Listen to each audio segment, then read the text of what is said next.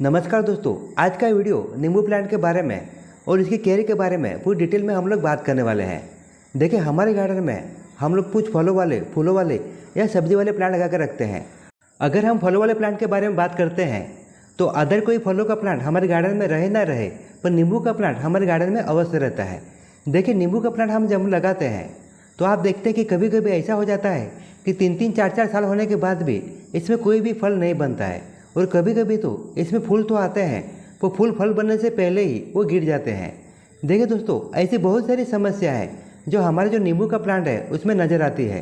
तो इसके लिए दोस्तों आज की वीडियो में पूरी डिटेल में हम लोग बात करने वाले हैं। और इसी के साथ साथ अगर आप नर्सरी से नया प्लांट लेना चाहते हैं तो कौन से वैरायटी का और किस टाइप का हमें प्लांट लेना है ताकि वो अच्छी तरह से गमले में दोस्तों ग्रो हो सके, और नींबू प्लांट के लिए हमें कम से कम कितने इंच का गमला लेना है, और इसकी जो गमले की मिट्टी है वो हमें किस तरह से रेडी करना है, ये सभी डिटेल मैं आपको इस वीडियो में देने वाला हूँ। तो चलिए दोस्तों वीडियो की शुरुआत करते हैं।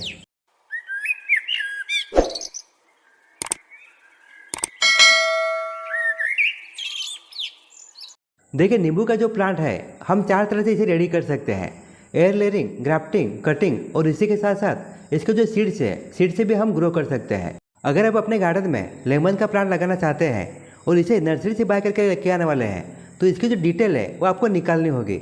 देखिए, नर्सरी में जो हम प्लांट लेके आते हैं वो एयर लेयरिंग, ग्राफ्टिंग या कटिंग से ग्रो किया होना चाहिए। नहीं तो अगर जो सीड से ग्रो किया हुआ जो प्लांट है उसे लेके आएंगे तो उसमें फल आने के लिए कम से कम 4 या 5 साल चले जाएंगे।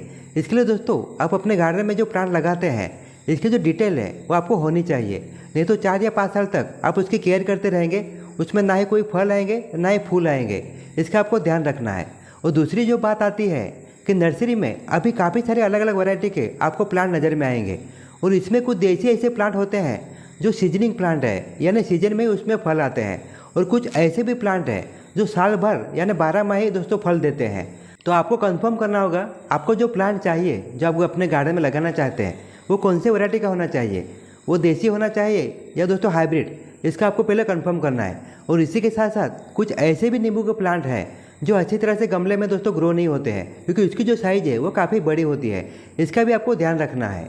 देखिए, अगर आपको लगता है कि आपके गार्डन में जो प्लांट आप लगाने वाले हैं वो 12 माह यानी साल भर आपको फल दे, और इसी के साथ साथ वो अच्छी तरह से गमले में फिट हो सके यानी ग्रो हो सके, तो 12 माह यानी हाइब्रिड ये बहुत ही अच्छी तरह से ग्रो होने वाला एक वैरायटी है।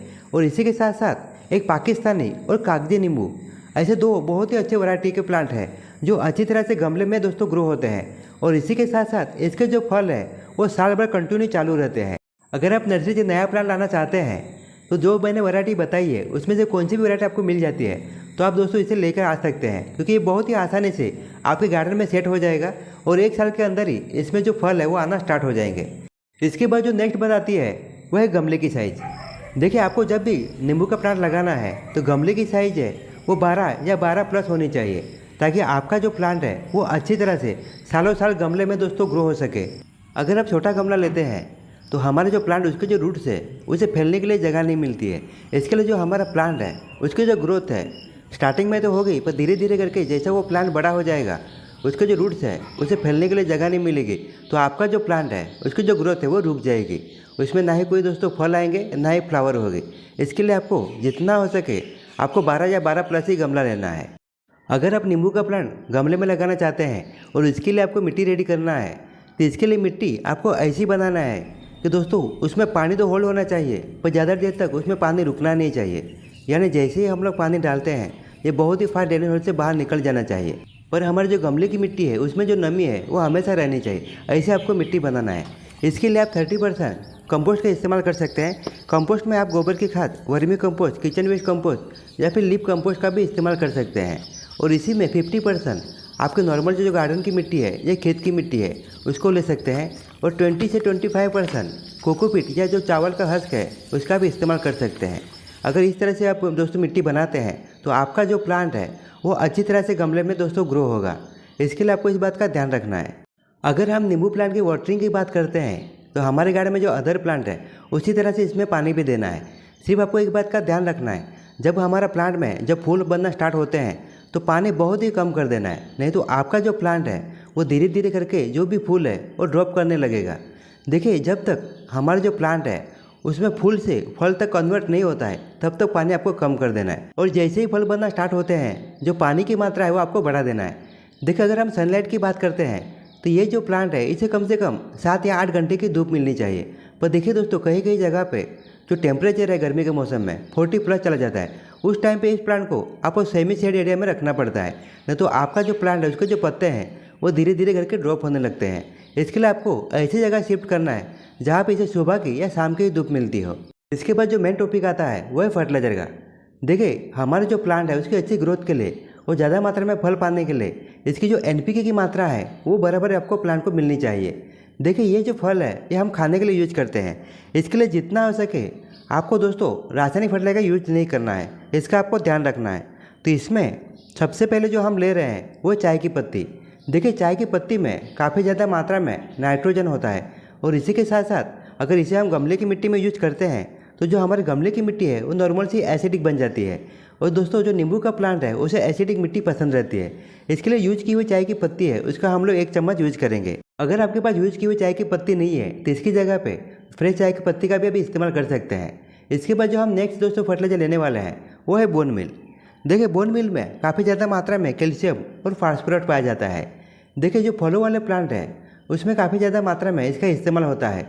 देखिए अगर आप बोन मील का इस्तेमाल नहीं करना चाहते हैं तो इसकी जगह पे आप रॉक फास्फेट का भी इस्तेमाल कर सकते हैं। और अभी जो प्लांट देख रहे हैं ये मैंने कटिंग से ग्रो किया था और 1 साल के अंदर ही इसमें जो फल है वो बनना स्टार्ट हो चुके हैं, क्योंकि कटिंग से भी बहुत ही फास्ट ग्रो होते हैं।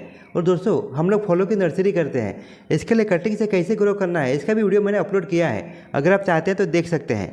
देखिए इसके बाद जो हम तीसरे नंबर पर जो फर्टिलाइजर लेने वाले हैं वो है सरसों की खली। देखिए सरसों की खली में काफ़ी ज़्यादा मात्रा में NPK होता है, यानी सरसों की जो खली है इसमें 4% नाइट्रोजन पाया जाता है, 1% फास्फोरस और 1% इसमें पोटासियम भी पाया जाता है। देखिए नींबू का जो प्लांट है उसमें काफ़ी मात्रा में नाइट्रोजन की मात्रा मिलनी चाहिए ताकि आपका जो प्लांट है वो अच्छी तरह से ग्रो तो करे ही, पर इसी के साथ साथ वो हमेशा हरा भरा बना रहे। इसके लिए आपको नाइट्रोजन की जो मात्रा है वो बढ़ा देनी है। देखिए जैसे मैंने आपको दिखाया है, आपको जो फर्टिलाइजर मैंने बना के दिखाया है उसका यूज करना है और इसके बाद आपको गमले की जो मिट्टी है उसे नॉर्मल सा गुड़ाई कर लेना है। देखिए इसकी जगह पे आप वर्मी कंपोस्ट या गोबर की खाद है उसका भी इस्तेमाल कर सकते हैं। देखिए ये जो प्लांट है उसकी जैसे मैंने आपको बताया उस तरह से अगर केयर करेंगे और जो फर्टिलाइजर जो बना के मैंने आपको दिखाया है उसका भी इस्तेमाल करेंगे तो आपका जो प्लांट है उसका एक भी फूल नहीं झड़ेगा और सभी के सभी जो फूल है वो फल में कन्वर्ट हो जाएंगे। देखिए दोस्तों अभी जब नींबू का प्लांट देख रहे हैं ये मैंने कटिंग से ग्रो किया था और इसे अभी 1 साल हुआ होगा। ये प्लांट तो बहुत ही छोटा है फिर भी इसमें कम से कम 25 के ऊपर इसमें फल आए हुए हैं।